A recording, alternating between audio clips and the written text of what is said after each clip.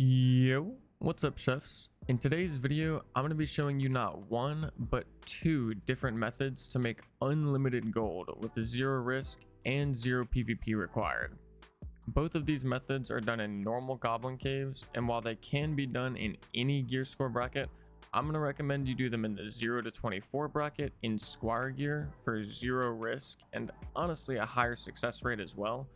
But you can also do them in the 25 to 124 bracket with like just a blue weapon, but that's going to come down to personal preference. The first strategy is a personal favorite of mine that I don't think I've heard anyone else ever talk about or recommend before, and involves some kind of out of the box thinking, so I definitely recommend you stick around for that one. It can also easily be done on any class, so it's especially nice for the people that don't want to make a specific class to farm gold.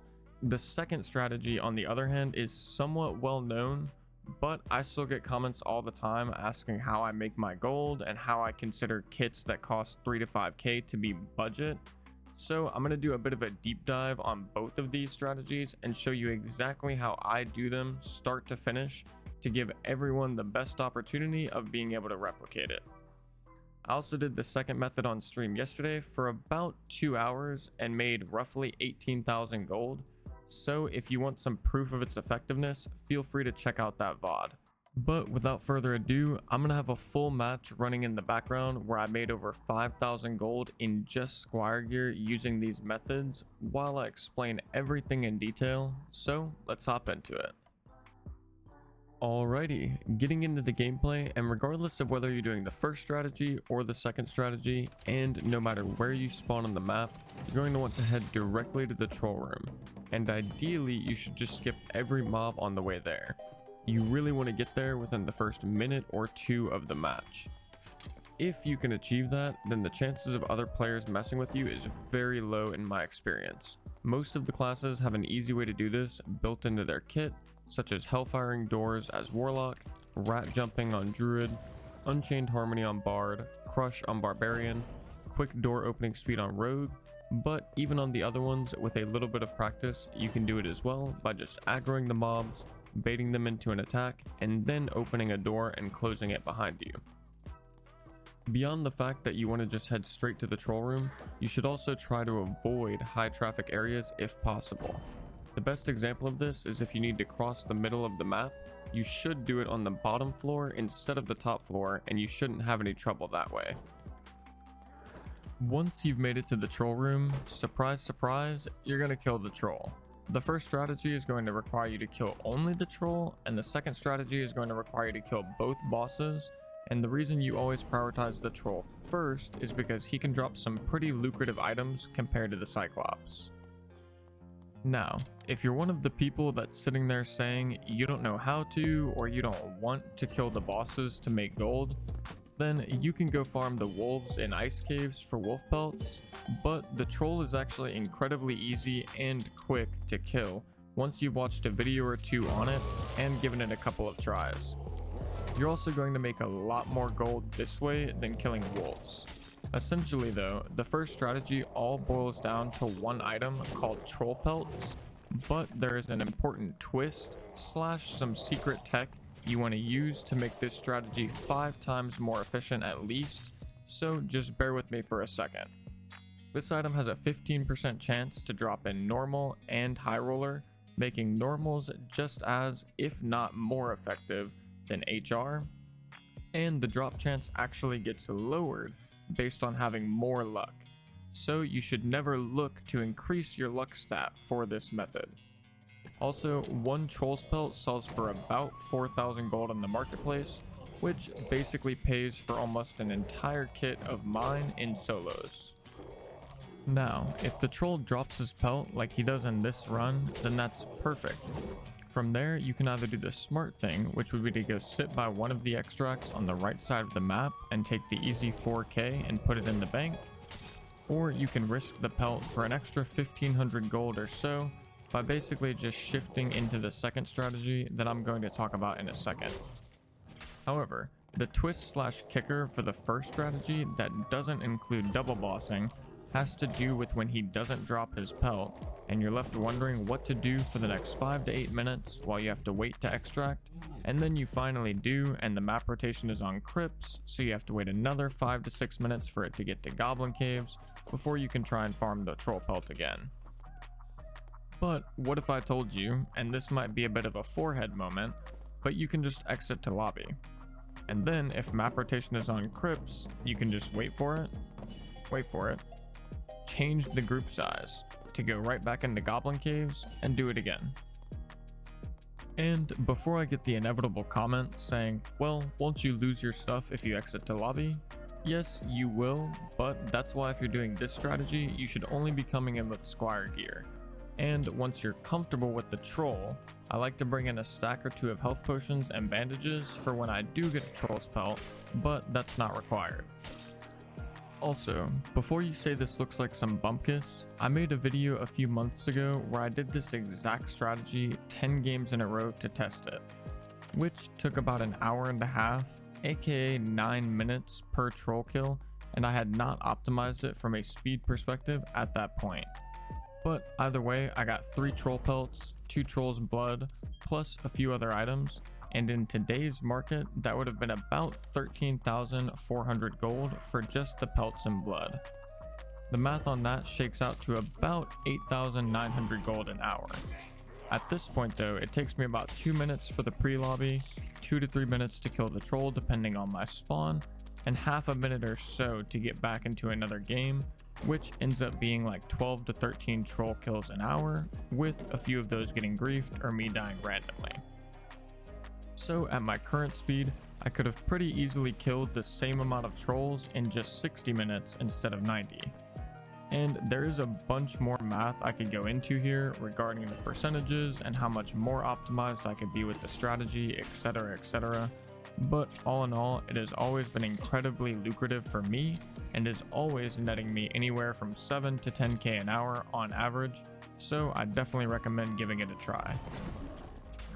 Moving on to the second strategy, it's going to be pretty similar, but the main difference is that regardless of whether or not the troll drops a pelt, you're going to then immediately run to the Cyclops room, taking the same route I took that keeps you on the bottom floor of the map, so you can avoid other players.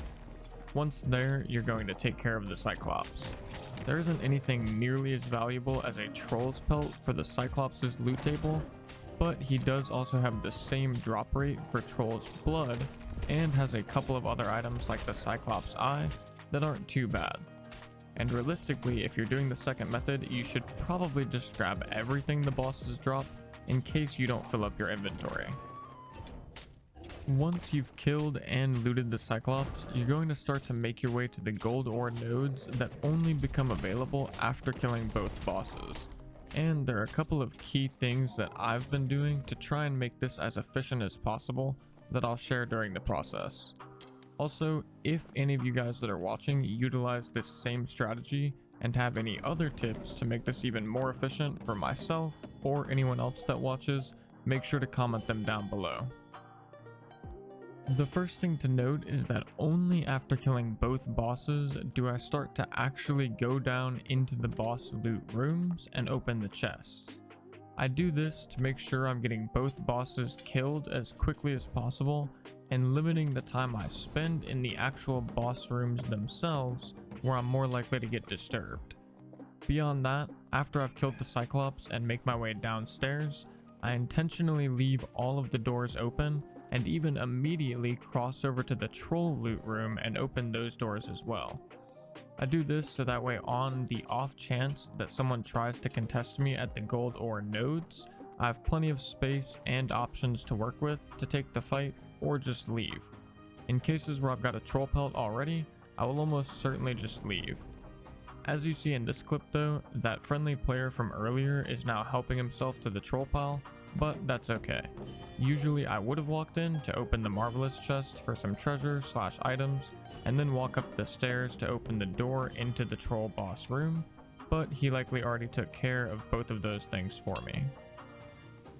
In regards to the gold piles, even though I usually have plenty of time to do so, I don't ever end up hitting them when doing this strategy, because the time to hit them and the loot you get compared to just extracting and doing another run just doesn't seem worth it from my perspective. especially because of the fact that by the time I've finished mining all of the gold and opening the 3 big chests, most of the extracts are ready to be taken. However, you shouldn't sleep on all of the chests down here. 1 marvelous chest in each of the boss loot rooms and the lion's head in the middle. All 3 of these can have pretty good treasure items, but more importantly, you're really looking for rings, or on occasion you can find some good items. But specifically, I've found a ton of valuable rings and pendants in these chests, anything from your typical green ring with true fizz damage or luck, selling for like 250 gold, all the way up to purple phoenix chokers with magical healing selling for over 1500 gold. So the chests are definitely worth the time it takes to open them and give the items a quick scan. As for the gold ore, you're going to be getting 2 to 3 pieces per node, meaning you'll be getting anywhere from 8 to 12 from 4 nodes total. Each piece of ore is going for about 110 gold, meaning on average from 10 pieces of ore per game, you'll make about 1100 gold. A couple of quick tips here is that if you do your best to get on top of the node before you start mining, you can actually spin your character around at almost 360 degrees, so you're able to look back and forth between the hallways for anybody attempting to approach. Additionally, I like to mine the nodes from east to west because the node furthest to the west is kind of a pain in the ass in the sense that there is some sort of invisible wall that prevents you from really getting on top of it and being able to spin around to check the doors. And the few times I have been snuck up on while mining has almost always been during the first node, so it's better to start on the east side where you can actually keep an eye on the doors. This is really the bread and butter of the second strategy, which lends itself to being the more consistent method of the two, but not necessarily the most lucrative. I haven't done extensive testing to really compare both of them, but with the second strategy, I can say that you're probably getting anywhere from 3 to 5 successful runs an hour. So on the low end, that means you're only making 4,000 to 6,000 an hour from the gold ore, treasure, and random items you find, assuming you don't get any troll pelts or blood. Obviously, if you do get any of those special items, then the amount of gold you're making skyrockets. But you are looting the troll roughly a third or half the amount of times per hour compared to the first strategy. With all of that being said, I don't think the difference in profit between the two strategies is actually all that large during an average hour of farming, so it's really going to come down to personal preference, and if you're not playing one of the classes that can double boss quickly, you'll probably just want to stick to the first strategy for the most profit. In conclusion, as I said before, I don't think either method blows the other one out of the water. If you want my personal preference though, then what I can say is that when I'm streaming, I like to use the second method because I think it's more fun and viewer friendly due to the fact that I'm more likely to run into players, and even though most of them just leave you alone in the sub 25 lobbies if you crouch at them, as long as I don't have a troll pelt, I usually find myself getting sidetracked with some PvP. But when I'm playing off stream and specifically just grinding for gold, I almost always make use of the first strategy by just throwing an hour or two long podcast up on my second monitor, turning my brain half off and just speedrunning the troll as fast as possible, looking for troll pelts. During those instances, I tend to get into a pretty solid groove and end up making a ton of gold during the course of the hour or two I spend farming. I hope you guys learned something new and enjoyed the video. And last but not least, take it easy, chefs. Watch your blue eyes fade to gray as you fade away, as you fade away.